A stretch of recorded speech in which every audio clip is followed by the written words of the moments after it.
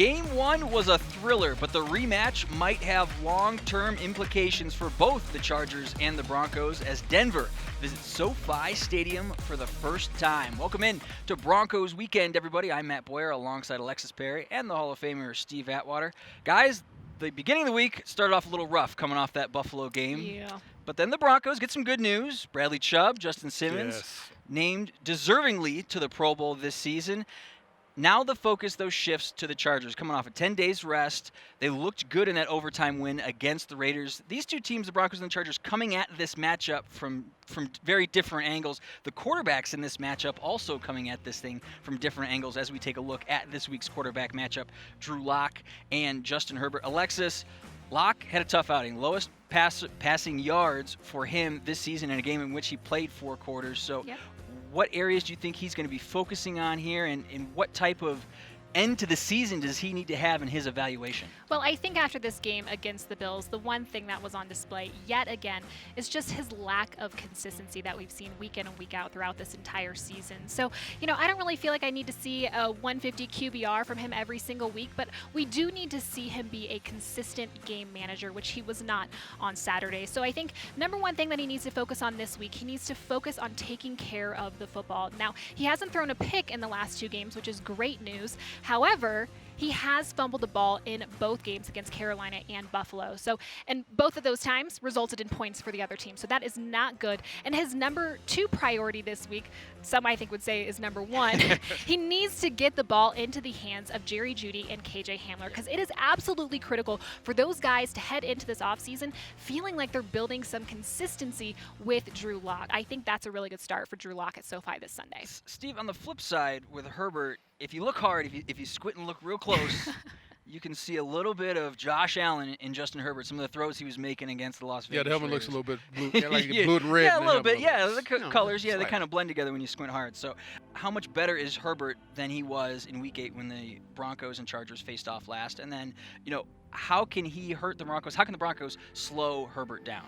Yeah, well, I think he's improved quite a bit since we met him earlier in the season, and I think the same comparison that we were making last week, about where we want Drew Lock to be. I think, man, Herbert may be there already in a place to where he's making good decisions with the football, first of all, but then he's throwing amazingly accurate balls to his receivers. And one of the greatest cornerbacks of all time, Champ Bailey, told me that's the thing about great quarterbacks that hurts you the most is when they're super accurate with the football. And I think Justin Herbert is that. He's extremely accurate with the football. His completion percentage up over 65%.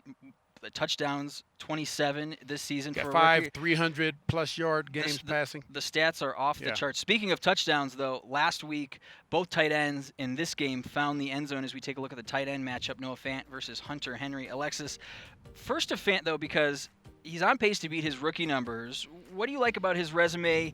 What does he need to do these last 2 games to kind of solidify that sophomore season? Well, I just think this has been such a good year for Noah Fant in general, because we have seen him grow week in and week out. He looks just as good, if not better, than he did his rookie season, which is shockingly impressive because he has been banged up all season long. He was dealing with a high ankle sprain. He was dealing with a rib issue. So it's been really cool to see how tough he is week in and week out. He's playing, he's fighting through contact, and he's always willing to sacrifice his body to make a big play. I like how he's grown in terms of blocking. He has the want to, which I think is really critical for a tight end. But most importantly, I think he's grown the most this year as a leader. I heard him on a local radio interview earlier this week. He said that he went up to Jerry Jeudy and KJ Hamler on the sidelines on Saturday and said, "Hey guys, I know you're not getting the number of targets that you're hoping for in this game, this season in general, but you have to be ready when your opportunity arises." And Noah Fant, he's a great example of a guy who sees an opportunity when it arises. He knows firsthand what it's like not to be a quarterback's number 1 go-to target like he was in his rookie season. So I just love the leader he's becoming, and I love that he's instilling that mentality in these young guys right now. Fant knows how valuable those young guys are going to be and opening up things over the middle for him years to come.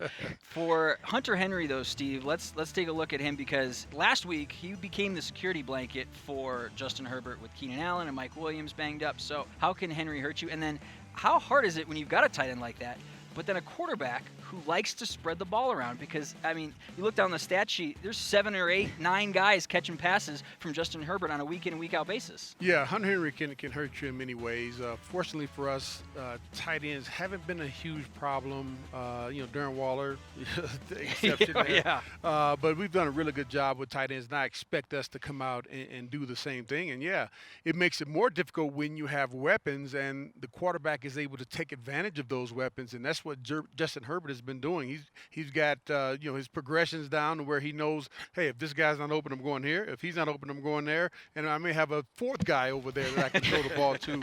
But he's done a really good job. And like I said, for him to be such a young guy, I'm really impressed. Herbert only found Henry 4 times in the last game between the Broncos and the Chargers. Expect that to change. Another big change that we're going to see in this matchup compared to the last one, the return of a familiar face. Strap. 25, Strap Harris. Chris Harris Jr.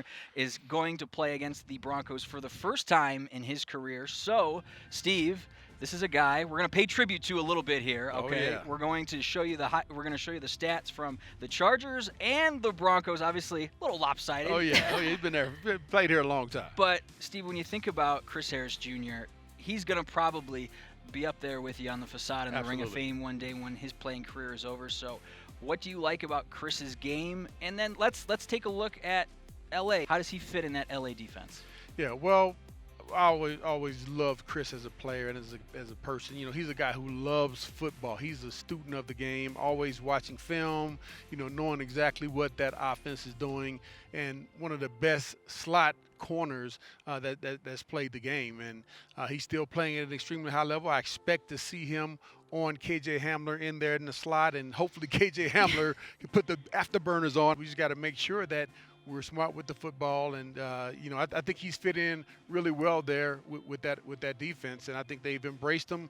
I know they wish he would have been on the field a little bit more, but hopefully he doesn't have his coming out game this week. He had it kind of last week with that interception. That interception was something. Nice. He shut down the slot of the Las Vegas Raiders. Almost taking one back to the house. Marcus Mariota got him right there at the end. But Alexis, when you think about the Chargers and Broncos secondary, obviously Chris adds a new dimension to that secondary for the Chargers. And you look at the two side by side, the Chargers have the advantage with the Broncos cornerback issues. Right. So how can Denver close the gap defensively to make sure they're still in this one when the clock hits 0? Well, these young Broncos corners, they're going to have a really tough time holding up against these Chargers weapons if they're on an island. So the key this week is for the Broncos front 7 to get involved. We need to see interior pressure. We need to see pressure from the outside.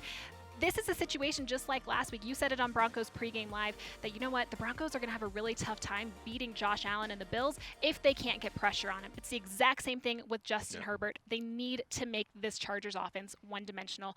Don't allow the run game to get going and force Justin Herbert to make quick decisions. I think that's the key this week. Vic Fangio will be looking for some takeaways this week. He said in his media sessions this week, there's no magic potion. Yep. You just got to keep pounding. Just keep going, and things will happen. And hopefully Justin Simmons, maybe Big an interception. Plays, yes. I'm thinking Bradley an interception. Chubb, Another interception? couple I'm sacks. thinking so. 2 for 2 against the Chargers this year? Yep. Let's do it. All right, I like it.